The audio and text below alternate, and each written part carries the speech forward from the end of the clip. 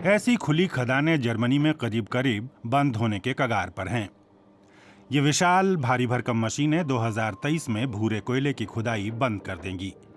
कई दशकों तक ये इंसवाल्डे में खुदाई का मतलब था ऊर्जा सुरक्षा और रोजगार, लेकिन ये धंधा गंदा है। ये CO2 का बड़ा उत्सर्जक है। प्रकृति पर भी इसकी करारी मार पड़ी। जमीन छलनी हो गई, जैव विविधता और हरियाली तबाह हो गई। इनके साथ ही कई घर भी उजड़े। क्रिस्टीना ग्रेत्स ऐसे ही एक गांव में पली बढ़ी।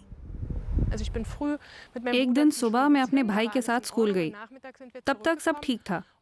जब हम स्कूल से लौटे और गांव के आखिर में अपने घर तक पहुंचे तो देखा कि हमारे घर की सारी खिड़कियां और दरवाजे निकाले जा चुके थे। उस दिन डिमोलिशन शुरू हुआ। वो बहुत ही भयंकर लम्हा था। ऐसा लगा जैसे किसी मरे हुए शख्स की निगाहें मुझे घूर रही हों। आज भी वैसा ही लगता है। घर और प्रकृति को उजड़ते देखना क्रिस्टीना की जिंदगी में बड़ा असर छोड़ गया। आज वे इलाके में छिन्न भिन्न हो चुकी प्रकृति को नया रूप दे रही हैं। स्थानीय वनस्पतियों को वह वापस ला रही हैं। बड़ी खुली खदान के बीच में बनाई गई इस जगह को ग्रीन हार्ट नाम दिया गया है। पूरा कंजर्वेशन एरिया 1200 हेक्टेयर का है। इस जगह के जरिए हरियाली को फिर से काऊ वीट जैसा मैदान मिल रहा है। वनस्पति विज्ञानी होने के नाते यहाँ आकर आंखें नम हो जाती हैं। इसकी खूबसूरती मुझे मुग्ध कर देती है। यहाँ मौजूद वनस्पतियों में से 90% खतरे की जद में आई प्रजातियों की रेड लिस्ट में है। जंगली और दुर्लभ वनस्पतियों के लिए एक सुरक्षित कोना।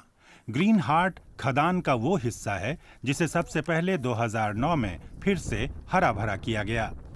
ये स्थानीय कोयला कंपनी और ग्रेत्स ने मिलकर किया। ग्रेत्स को जंगली पौधों की जबरदस्त जानकारी है।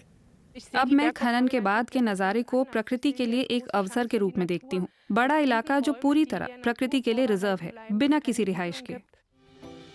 भविष्य में ये कॉन्सेप्ट कई जगहों पर अपनाया जाएगा। एक उदाहरण है सोलर पार्क। आमतौर पर वहाँ पौधों की बहुत ही सीमित किस्में होती हैं, लेकिन यहाँ खासतौर से स्थानीय फूलों की कई प्रजातियां मिक्स हैं। क्रिस्टीना ग्रेत्स के लिए ये कारोबार का अहम हिस्सा है।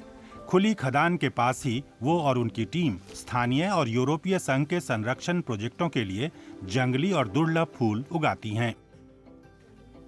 और यहाँ अपनी कंपनी के फार्म में वे कई तरह के बीजों का उत्पादन करती हैं। जंगली पौधों के बीज सीजन के हिसाब से अलग अलग समय में पकते हैं। इनकी फसल काटना हाथों से किया जाने वाला मुश्किल काम है। ग्रेटर knapweed के बीजों के लिए तो हर दिन नजर रखनी होती है। अगर चूक हुई तो हवा सारे बीज उड़ा ले जाएगी। कई चीजों की सीख काम करते हुए ही मिलती है। इसमें फायदा भी बहुत है। आकार और हार्वेस्टिंग तकनीक के आधार पर इन बीजों की कीमत 35 से 1600 यूरो प्रति किलो तक होती है। साल के अंत तक ग्रेत्स और उनकी टीम के पास 4 टन बेशकीमती बीज होंगे। 2011 में 2 कर्मचारियों से शुरू हुए इस कारोबार के लिए आज 20 वैज्ञानिक और कर्मचारी काम करते हैं। संरक्षण के नियमों के तहत ऐसे पुनरुद्धार प्रोजेक्ट में अब स्थानीय बीज ही इस्तेमाल किए जा सकते हैं। ग्रेत्स की कंपनी ऐसे बीज बेचने वाली पहली कंपनियों में से एक है। यहाँ सब कुछ का इस्तेमाल होता है, कुछ भी बर्बाद नहीं जाता। ब्रह्मांड में, इस ग्रह में, प्रकृति में मौजूद हर छोटी चीज किसी न किसी तरह एक दूसरे से जुड़ी है। इंसान भी इसी का हिस्सा है। अगर मैं किसी भी चीज को खोऊंगी तो मैं बड़ी चीज का और अपने भीतर का भी एक अंश खो दूंगी। और मैं कहूंगी कि यही बात मुझे प्रेरित करती है। और इसी सोच के चलते क्रिस्टीना ग्रेत्स और आगे जाना चाहती हैं। खदान के आसपास के बेजान इलाके फिर से हरे भरे होने लगे हैं। क्रिस्टीना का कारोबार भी बढ़ रहा है। वे अपने ज्ञान को दूसरे देशों के साथ बांट भी रही हैं। ऐसे इलाके जहां आज भी कई खुली खदानें हैं, उन्हें स्थानीय पौधों की मदद से नया जीवन दिया जा रहा है।